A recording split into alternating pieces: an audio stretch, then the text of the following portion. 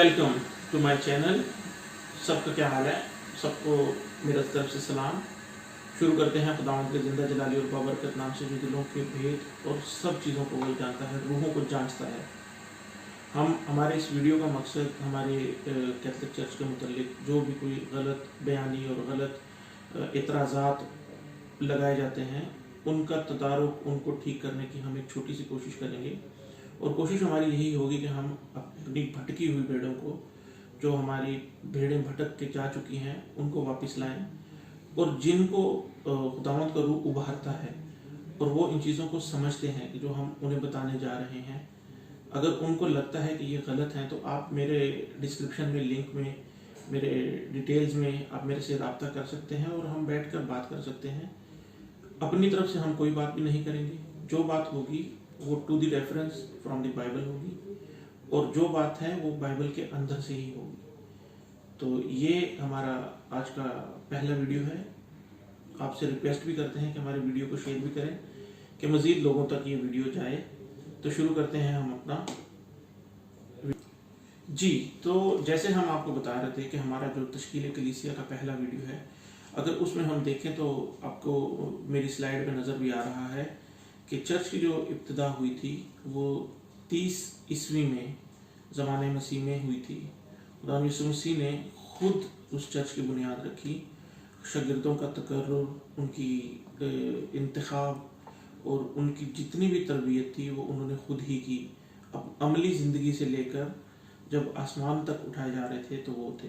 तो हमारा सबसे पहला जो है कि तश्कील कलीसिया में रसूल पहली बार रसूलों के अमाल 11 बाब 26 आयत में ये हमको सबूत मिलता है कि शागिर्द पहली दफ़ा अंताकिया में मसीही कहलाए गए।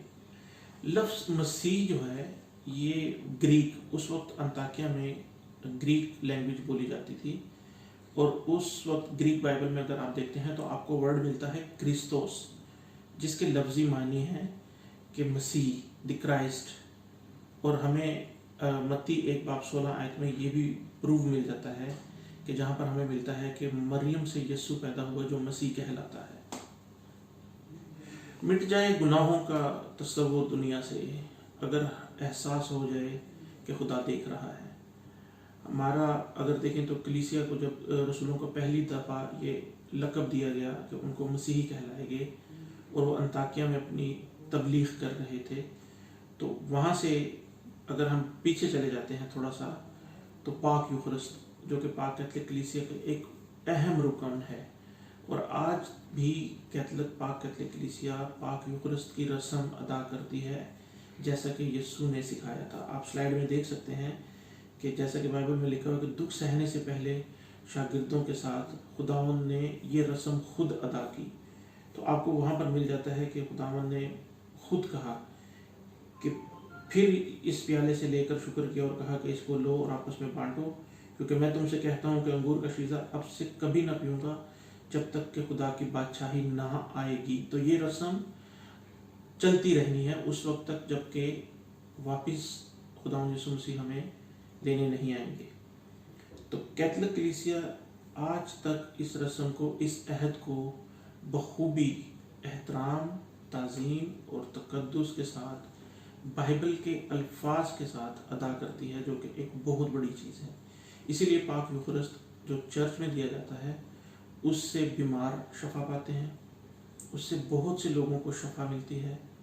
तो हम ये अहद जो खुदावंद ने हमसे किया उसको लेकर हम चलते हैं।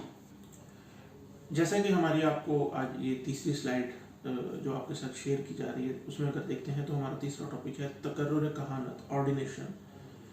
जब रसूलों का तकर्रुर हुआ उसके बाद उस वक्त यीशु ने उनको ब्लेस किया, सब एक साथ ही थे। और जैसे आपको मिलता है कि 3 बार इनकार किया यीशु पतरस ने, यीशु ने मुर्दों में से जी उठने के बाद 3 बार इकरार करवाया, जिसका हमें यूहन्ना 21 बाब 14 आयत से मिलता है प्रूफ कि यीशु मुर्दों में से जी उठने के बाद तीसरी बार शागिर्दों पर जाहिर हुआ और जाहिर होने के बाद उसने ये पतरस से कहा कि ऐ पतरस, तू मेरी बर्रे चरा। 3 बार इनकार हुआ, 3 बार इकरार हुआ। आप इस स्लाइड में पढ़ सकते हैं, और यूहन्ना 21 बाब 14 आयत में भी आपके पास बाइबल घर में है, आप देख सकते हैं वहाँ पर। तो यहाँ पर अगर आप देखते हैं तो हमें इस चीज़ का एक पूरा सबूत मिलता है कि यीशु ने इस चर्च की निगरानी पतरस को दी, और पतरस को कहा भी कि ये एक तेरे बाद दूसरा आएगा और ये चलता जाएगा, और वहाँ से ही पहला पतरस जो है वो पहला पोप है। तो ये कंटिन्यू एक प्रोसेस है जिसको आज भी कैथोलिक चर्च, पाक कैथोलिक कलीसिया बखूबी अंजाम दे रही है, और ये चलता रहेगा जब तक कि एंड ऑफ द वर्ल्ड नहीं आएगा। तो कैथोलिक चर्च 2000 साल की इस रस्म को भी अपने साथ लेकर आज तक चल रहा है। हमारे पास पूरे जितने भी पिछले पोप हैं सब की हिस्ट्री मौजूद है, जो कि हमें 1 बाय 1 हर एक के पास मिलती है कि कहाँ से हमारा पहला पोप, और अभी जब करंट पोप हैं वो भी उन्हीं के उसी उसमें से हैं। तो वो एक जो यीशु ने एक सफ़र शुरू किया था, उसमें वो इसी कश्ती के मुसाफिर हैं हम, जो कश्ती यीशु ने हमें दी है।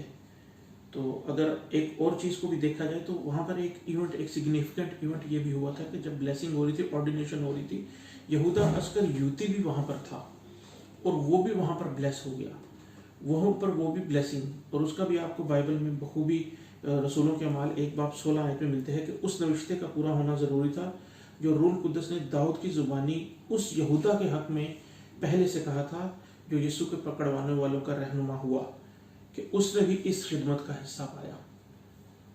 तो ऑर्डिनेशन में वो भी ब्लेस हुआ। सेम अब हमारे पास यही हो रहा है कि जो यीशु का रूह पाके लोग हैं वो यीशु को मान रहे हैं, और जिनमें यहूदा की रूह है वो यहूदा की तरह निगहबानी और क्या उसे कहते हैं कि मतलब एक बेराह पे भटकाना, एक लोगों को भटकाने में लगे हुए हैं। भटकाने वाले कौन कौन से लोग हैं उनसे भी आप बखूबी वाकिफ़ हैं। तो इसमें आप अपने आप को ऑर्डिनेशन वाला जो एक ये पहलू है, ये भी पाक कैथोलिक कलीसिया के एक अहम रुकन है, और इस अहम रुकन को भी एज पर बाइबल टीचिंग और जीसस क्राइस्ट की जो तालीमात हैं उसके मुताबिक ही इसको अंजाम दिया जाता है। आज का हमारा चौथा पॉइंट जो है वो है नज़ूल रूह कुद्दस। स्लाइड में जैसे आप देख सकते हैं कि होली स्पिरिट, नज़ूल रूह कुद्दस भी एक अहम मददगार के तौर पर हमारी कलीसिया के पास है।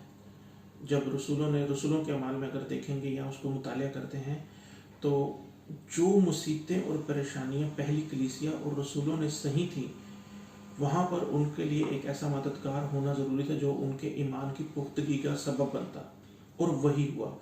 खुदावंद ने उनको एक मददगार दिया, और जिसके आप देख सकते हैं कि ईद पेंतिकोस के दिन थे और वो एक जगह जमा थे, तो एक आवाज़ों उनको रूह कुद्दस मिला।